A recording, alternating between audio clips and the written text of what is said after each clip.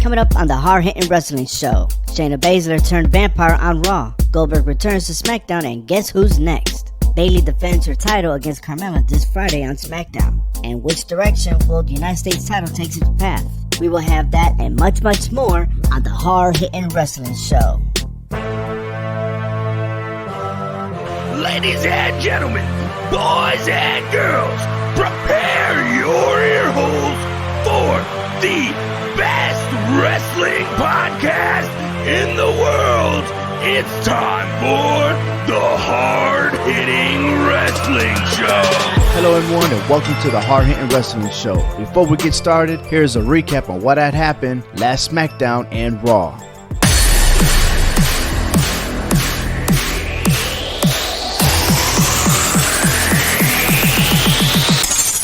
On SmackDown, Goldberg and The Fiend agreed to battle at Super Showdown for the Universal title. Roman Reigns and King Corbin will have one more match in the Steel Cage match at Super Showdown. Carmella becomes the number one contender for the SmackDown Champion 4-way match.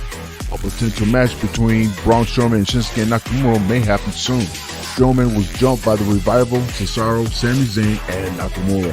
The Usos, Elias, and Daniel Bryan and Sheamus were winners in their matches. Moving on to Raw, Becky Lynch retained her championship title over Asuka. At the end of the match, Shayna Bazsler assaulted Lynch. Bazsler proceeded to bite her in the back of the neck, causing her to bleed. Lynch hijacked the ambulance for medical treatment and returned back to the ring. In the main event, Seth Rollins, Buddy Murphy, and AOP were victorious over Kevin Owens, Samoa Joe, and Viking Raiders. Street Profits, Angel Garza, Rhea Ripley, Ricochet, Aleister Black were winners in their matches. And that's what happened from SmackDown and Raw. So, Shayna Bazsler made her Raw debut and attacked Becky Lynch after Lynch successfully retained her title against Asuka. But the way Bazsler attacked Lynch had many people questioning on why they had to be this way. Bazsler executed a Kirifuda clutch and let go. She removed her mouthpiece and then she bit her in the back of the neck. She pulled up and she had blood all over her mouth. Now, Brandon Stroud, a professional editor from Uproxx, was dumbfounded by the way this whole thing turned out to be. And then the New York Post actually wrote an article by Joseph Staszewski, who wrote about the segment, and he stated that there was no way that they needed to portray Shayna Bazsler as a vampire. She is a respectable athlete. She is a former UFC fighter, and she is a former NXT champion who didn't have to do that way. So, and she's the biggest heel in WWE. And I agree. I don't understand why they have to make her look like she's a vampire. I don't either. I think that doesn't make sense. I think they kind of went a little overboard with that. I mean, that was just a little too much blood all over her mouth. I mean, for that much blood, I mean, the whole neck should have been ripped off the way she bit her, supposedly. Yeah, that was mentioned too in another article about the way the blood was and everything, that it wasn't even realistic. And there was some that was coaching people, say, hey, this is how you're supposed to make real fake blood. So, I mean, I was surprised that even happened. I would have been more of her holding out the clutch and making her pass out for a long time, not let go, and have a whole bunch of referees come and separate her. But to do that, and then I almost thought I was seeing Stone Cold Steve Austin all over again, where her just hijacking the ambulance, driving away, then she ended up coming back to the ring and to make her promo. So, yeah, and then the other thing I thought about was Mike Tyson. Remember Mike Tyson back in the day when he bit Evander Holyfield's ear? Oh, yeah. Now, that was real. Yeah, but that was real. That was... With all that, with all that happened, he still got inducted to the WWE Hall of Fame. Yeah, well, it's WWE, so what do you think? But I think, honestly, with Bazsler coming out, I think that's good for Raw. You know what I'm saying? It's better for her to be on Raw to go after the man, at the point at this time right now, because there was nothing going to be for her on the SmackDown side. It was just she needed competition. I think her coming to Raw and giving Becky, a long-term feud is going to be it's going to be good for business on the Raw side. Yeah, Yeah, I agree with you there. I mean, I agree. let me see. There were talks about her being on Raw like for the past, I don't know, since Survivor Series, as a matter of fact, because as soon as she was going to give up that NXT championship title to Rhea Ripley, she was supposed to have already moved over to Raw, but I mean, the timing was unknown when it was going to happen. But when you make that rematch for Asuka to come in the ring to battle one more time for Part 3, it was predictable for her to appear. And now I mentioned that in the blog in hhwshow.com about, certain things were going to happen. This was one of them. But what I didn't know was this bloodbath that they were trying to make her look like a vampire. That was ridiculous. And I'm gonna tune in on Monday to see, why this was the reason why they do this. Why did she end up biting the back of her neck? It'd be crazy to think, but who's to say that they wind up having a match down the line as far as first blood match, So I don't know if that could be an indication of something happen in the future, or this was just something out of the ordinary just for her to make a statement, that who she is, being the Queen of Spades. Yeah, but I mean, if we would have known about this, I mean, I don't think they'll do a first blood match. no, of course not for WrestleMania, but I don't know. It's just I'm still trying to comprehend everything that had happened, but I guess we're gonna have to wait till Monday because again, hey, the television ratings is gonna go skyrocket high now that everyone's talking about this, and that's probably why Vince McMahon probably allowed this to happen is for everyone to tune in, on Monday to see what's gonna what Shayna Baszler is gonna do or what type of retaliation is Becky Lynch gonna do to Shayna Baszler. So, in talking about television ratings on SmackDown, the numbers went up thanks to a special guest named Goldberg. So Goldberg returns back to SmackDown to give the answer of who's next, and of all people, he chose the Fiend Bray Wyatt. Do you like that decision? I don't like the fact that Goldberg is coming back into the ring after a whole year. I mean, we've seen what happened the last time he had a Super Showdown matchup. It didn't seem to turn out right. Hopefully this one turns out to be a little bit better. But this I don't know. It's just, to me, I think some people just need to leave the business alone. I mean, especially after the fact that I've seen, him and Stone Cold sit down and I got to understand more about Goldberg, the character, and understanding, what he was saying as far as that he's still learning the business and he's already in the Hall of Fame. That just kind of gets me to understand that, he wasn't really a professional wrestler. They just threw him in there and, just used him as a gimmick to benefit themselves as a business, whether it be WCW or WWE. So, I mean, this to me, I don't think it should have been Goldberg going against the Fiend, but it is what it is. I mean, if he didn't understand the business, then by all means, he did well to sell it. To be honest with you, or the matter of fact is that the way things were run at WCW, he sees it that everything's completely different in the WWE. Yeah, because I mean, but the thing is, he's still having these short matches. Goldberg. How many times can we count that Goldberg's had a long, good wrestling match? His gimmick is all about ending people quick and get in, get out, and be done. I mean, we don't see that by any other wrestler but him. So to me, that's not really wrestling. Yeah, and I thought Brock Lesnar was the same way until what we saw at the Royal Rumble. Maybe we could see a big change for Goldberg. I mean, the Fiend is... I don't think so. Goldberg's already old, man. You're not going to see a big change in him already. He comes in for these short matches. That's how it is. Yeah, but how much energy does he take for these short matches? You know what I mean? He does 2 or 3 moves and that's it. I mean, I'm pretty much sure that he could just stand around the ring, you know, drop a little here and there. I'm just saying, it's like, hey, something's got to give for him to be going after Bray Wyatt and to make things right. Every time he says you're next, he never fails. Goldberg never fails. So it was not to say that Goldberg somehow surprises everybody and wins that Universal title. Well, he couldn't even beat the Undertaker. Yeah. Now, in his defense, now hold on for a second. In his defense, we've been in the Middle East before. It was over 100 degrees. You see what I'm saying? Who knows if he didn't hydrate right, because him and the Undertaker, they were both in the same condition. You know, they couldn't even do things right in the ring, which is pretty embarrassing.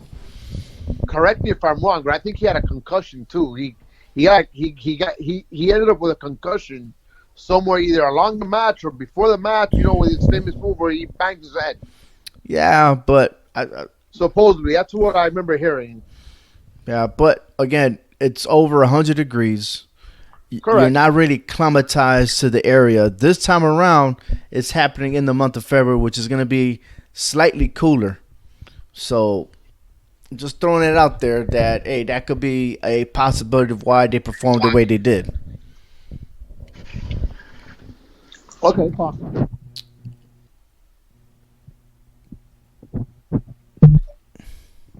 But the thing that I'm getting at is, if Goldberg wins, that's going to cause a lot of turbulence within the SmackDown division. And if that was to happen, then maybe we'll expect to see Roman Reigns and Goldberg go at it in WrestleMania. I don't think Goldberg's going to win that. No, I'm not saying. You mean you don't think he's going to win at the Super Showdown? Yep. Okay. I don't think he's win that. Yeah, I don't see this gimmick really working out. I mean, for the Fiend to be dominating the way he is, and he's becoming the next, let's just say, the next legend killer, it just maybe Goldberg is the one that's next on his list to put out. You know, the way Right. Randy Orton has perfected that. Okay, and he continues doing it. You've seen what he's doing with Edge and what he did to Matt Hardy. He's continued to hold that legacy, but with the Fiend, he's doing it himself, you know. And I think Goldberg is just somebody that's just going to be next on his list, because I don't see Goldberg winning that belt and then continuing on. I mean, again, it's just then you're going to put him in the ring with a Roman Reigns, and then that's going to end real fast. I mean, that's just not Roman Reigns' style. He likes to fight, you know, and Goldberg is not that type to want to fight.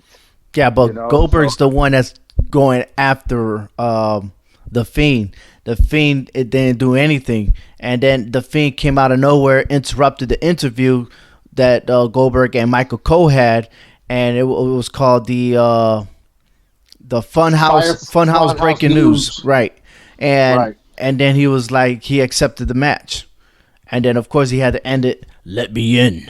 So I don't know. It's just kind of weird. I would never imagine that Goldberg versus the Fiend would happen, and here we are, you know. Yeah. So, hey, so their schedule again, a Super Showdown, for the Universal title, Goldberg versus the Fiend. It's gonna happen probably a main of seems to be a main event. So, we'll see what happens there. What's happening this Friday, talking about the championship, is the Women's SmackDown Championship, in which Carmella earned the right to be the #1 contender to face Bayley, and WWE made it happen to where it's going to be scheduled this Friday on SmackDown on Fox for the SmackDown Women's Championship. I was thinking that Naomi was going to win because she started a storyline with Bayley saying that she's never beaten her before. And then all of a sudden they throw 4 women in here. And then Carmella ends up being the one. I think Carmella would have been the choice, since Lacey Evans is now MIA. You know, I don't know what the WWE's doing with her now behind the scenes, if they're getting her ready to maybe make her grand entrance again to try to go after Bayley. But I think Carmella is the better fit, for Bayley, since they had a friendship thing before. I know they call it Mela Bailey, something like Baylor Bailey, something like that. They had a weird name for that. Mela Bella. Mela Bella, something like that. Yeah. Yeah. So I think it kind of fits better that these two go at it, and so. If Carmella really wins, she'll become the 2-time women's champion. So that's pretty cool on her part, and she's been successful when it comes to the main matches. But I just don't see her beating Bayley. I mean, hey, if Carmella does come out winning in this match, then that's a big surprise. But then I'm still waiting to see what's going to happen later down the road with Sasha Banks coming back in the picture, which supposedly she is suffering through an ankle injury. Whether that's real or fake, I have no idea. But a lot of people are speculating that Sasha Banks and Bayley will go at it for the title at WrestleMania. That would be nice to see. I'm kind of getting tired of Bayley being the champ. To be honest, I'm not interested in seeing her wrestle much. But I want her. Let's see on this one. Why not have Carmella win it and then somehow Bayley gets the title back but finds a way to change her attitude? You think that will make sense? Possibly. That It's could possible. possibly make sense. Because Carmella and Bayley used to be best friends. Yeah. So, and then, I mean, personally, I don't like the new Bayley. I'm not a big fan. I'd rather have her as a hugger than a hater. But it turns out to be that way. But I think she'll probably realize what's happened. Maybe she just needs this loss in order for her to come back for a rematch and get that title back at the Elimination Chamber. And speaking about the Elimination Chamber, should that happen, check this out. I got 6 names that could be in the Elimination Chamber should Bayley remain as champion. I'll have Carmella again, Lacey Evans, Natalya, Dana Brooks, Alexa Bliss, and Sasha Banks. I think you just named the whole roster. Pretty much. Or Yeah. I'm leaving one out because if Carmella ends up winning, then Carmella will probably have that rematch against Bayley, and then you add Nikki Cross in the mix because it takes 6 people in the Elimination Chamber, right? So Yeah. then you'll have that to where Sasha Banks comes out as victorious, and then she's next in line for to have her WrestleMania moment. Yeah. Pretty good analyst there. Think that might happen. Okay. Yeah, I think so. I mean, I don't know. I mean, Bayley holding that title, I think is just, even though it doesn't look right, with her new character and holding this. I think right now she's just probably the most stable person on the SmackDown roster to hold that title for now, even though it looks kind of ugly the way things are going with the script, the storyline, and everything. But they're not going to be able to match up with Raw. I mean, there's too much action, there's too much excitement going on the Raw side for SmackDown to try to keep up with that. So I think that's why Bayley is just probably the better choice to hold that title right now until we can get a lot of more drama going. Right. Between now and the Elimination Chamber match, with all the other women going at it, former champions, future champions, just everybody going. So yeah, I would like to see Carmella as the champ again, but I don't think it's the time yet. She's gonna have to really earn that. But I think it's still destined for Lacey Evans to win that belt eventually, even though Sasha Banks could be the wild card and all this. Well, let's see if Sasha Banks actually appears, because again, I mean, if whoever wins the Elimination Chamber becomes the number 1 contender, will be more likely guaranteed to win at WrestleMania. But let's back what we just said is that, yeah, SmackDown division, the women's division of SmackDown is kind of weak, and they're not putting too much emphasis really on it because again, Bayley's character is not driven for the fans, but the competition is really at the NXT division because the women there are kicking ass. And this Sunday is NXT Takeover Portland, which we're going to see Rhea Ripley versus Bianca Belair. We all seen Belair at the Royal Rumble. The Royal Rumble. Right? And it looks like the winner of that will go against Charlotte and bring in the NXT title for the very first time to WrestleMania. So we'll see about that. And more to follow on that as we make our predictions later down the road. Well, let's move on to the United States Championship title. Well, I'm sorry. Did you have one more thing to say? Just don't be surprised if it turns out to be a triple threat between them three. No, you know what? I wouldn't. It wouldn't surprise me at all because they're both. I think that'd be better. I think that'd be better if them three were all involved for that title. But okay. Before we move on to the United States Championship, real quick, somebody says something on social media that make a lot of sense, and Rhea Ripley is scheduled to do like a meet and greet on the day of WrestleMania. And most of the time, the superstars that do meet and greet on the day of WrestleMania are more likely not the ones participating in WrestleMania. So whether that's going to be true this year or so, I don't know. But again, there's a pattern what happens on Sunday, and she is scheduled to be there. So it was not to say that maybe Bianca Belair ends up winning by surprise, and then it's just her versus Charlotte Flair. Something to think about, but hey, if it's a triple threat match, I'm all for it. Yep. Yeah. Okay. So again, we'll move on to the United States Championship title. The United States title will not be defended at Super Showdown. Instead, we will see a Tweak Trophy Gauntlet match. Okay, what is Tweak? Tweak is a narrow escarpment that cuts through the plateau of the city called Najd in Central Arabia to the northern edge of the empty quarter desert near Wadi Adasari in the south. So Saudi Arabia, Riyadh is the capital of Saudi Arabia. It holds there beyond the horizon. So that's where they got the name and stuff like that. But hey, R-Truth, Rusev, Andrade, Bobby Lashley, AJ Styles, and Eric Rowan will be the superstars competing in that match. So these are some big names for this trophy.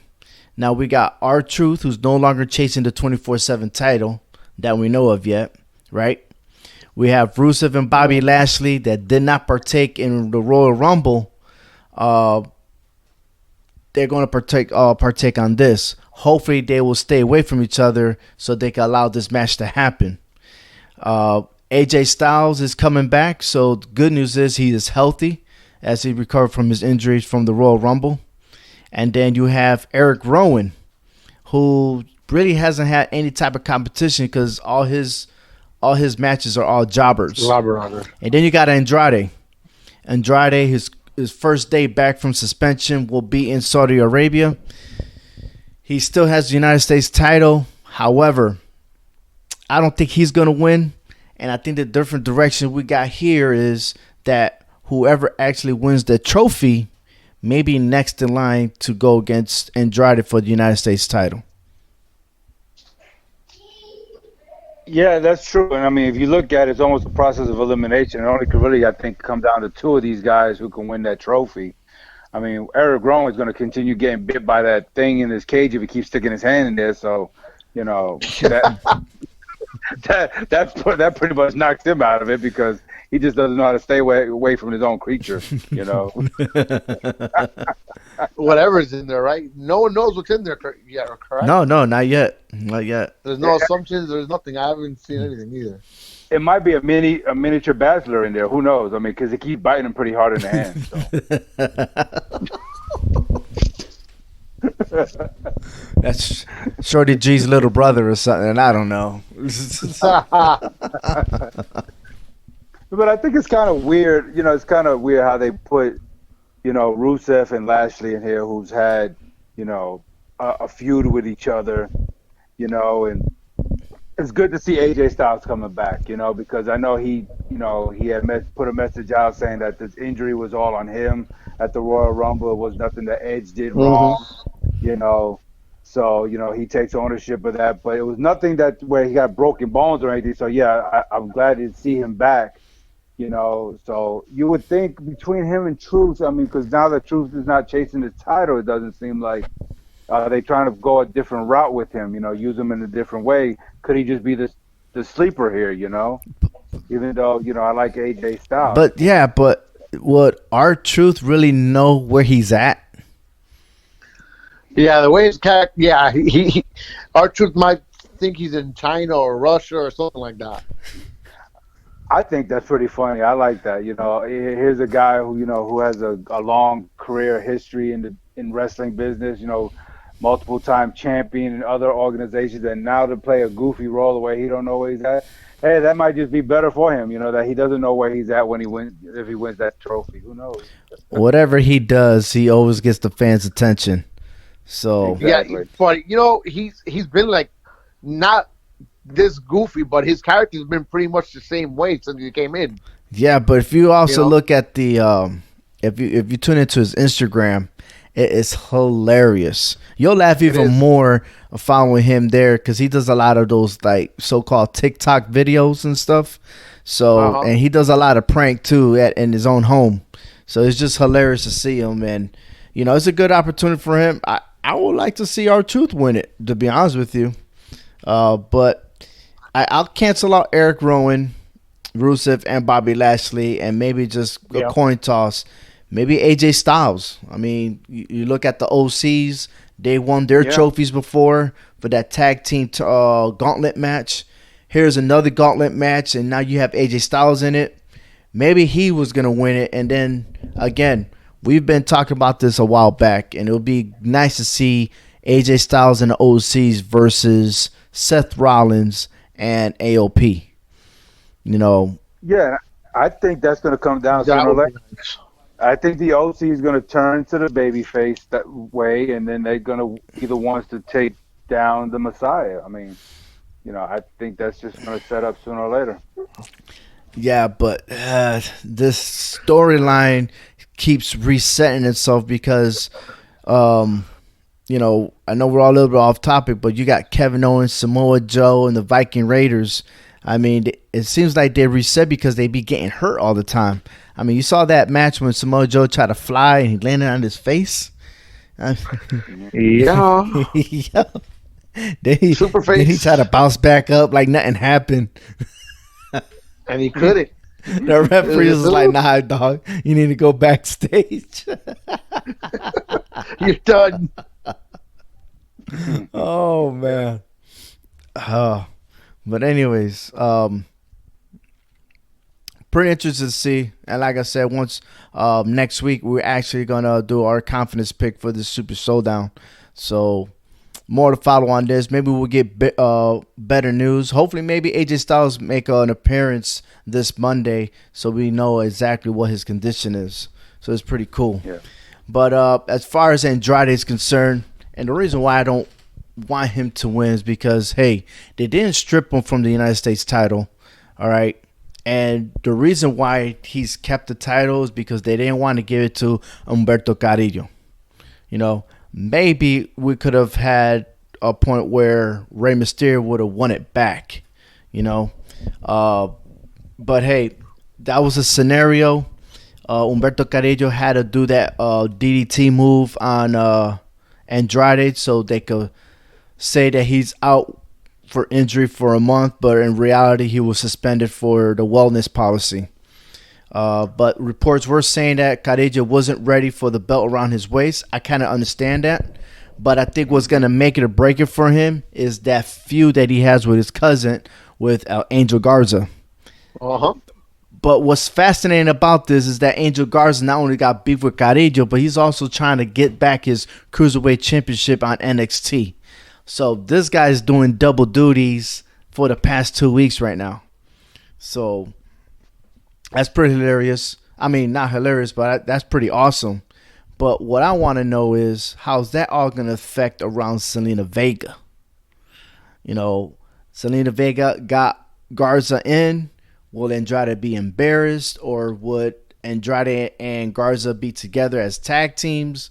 I mean, is this a form with the Latino Heat from back in the days? I mean, what's going on? The Latin World Order?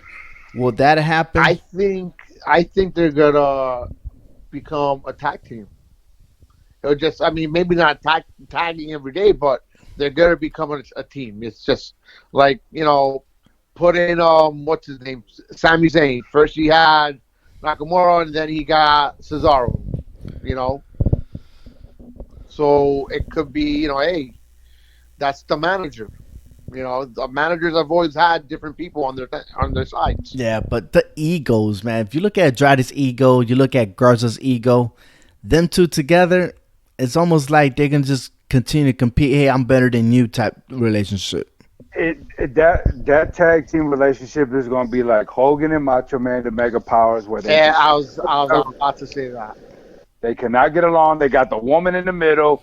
So I think this is exactly what's happening all over again. And I mean, I think they may work out for a little bit together, with Humberto getting together with Rey Mysterio, be a tag team match and everything. But I think later on, Angel Garza is gonna wind up turning. I think he'll stay, and then go after that United States title. Who knows? It's fascinating how Angel Garza 6 months in the business, and he's already up there. Congratulations to him on that one. I mean, that storyline could go all over the place because it could be, Andrade beating the crap out of Humberto Carrillo, and even though Garza has his beef with his cousin, it's like, hey, now wait a minute, you can't do that, and that's where he might start crap with Andrade. Well, who knows? Yeah, who knows? Yeah, it could be a double turn. Who goes? Humberto turns, heel, and Andrade turns face. You know what I'm saying? It could just be a double turn. Well, Carrillo already snapped, so he's all over, and I think the fans love it because now they're really seeing what Humberto Carrillo's all about. He's finally getting that attention from the fans, and that's what he needs, and that's pretty much why he's not the United States champion right now. And him and his cousin together, teaming up, family, and then that's just gonna leave Andrade out the picture. Yeah, and then he'll become the fan favorite sooner or later. Look at McIntyre, all of a sudden the fan favorite, right? So yeah. All right, so one more thing, and one last topic, real quick, and I just found this out today, is the Elimination Chamber 2020 was revealed in Philadelphia, the local channel, where they're advertising that the winner of these 6 men are going to go after the Universal Championship. And the name is this: Roman Reigns, Braun Strowman, Daniel Bryan, Shinsuke Nakamura, King Corbin, and Robert Roode. So those 6 men, as of now, are going to be in the Elimination Chamber. I'm going to tell you right now, in my opinion, only 3 out of those 6 should be in the Elimination Chamber. Now, you guys can catch this on hhwshow.com /blog, and you can read everything that I have written down of the 6 people that should be in there. One of them being Sheamus. But hey, what's your opinion on that?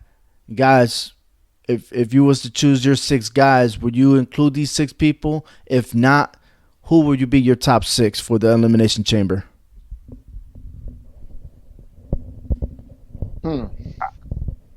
I don't know right now. I don't think Braun Strowman should be in it. I mean, him being, the champion right now, the Intercontinental Champion, I don't think he even needs to be in this. Just stay out of it.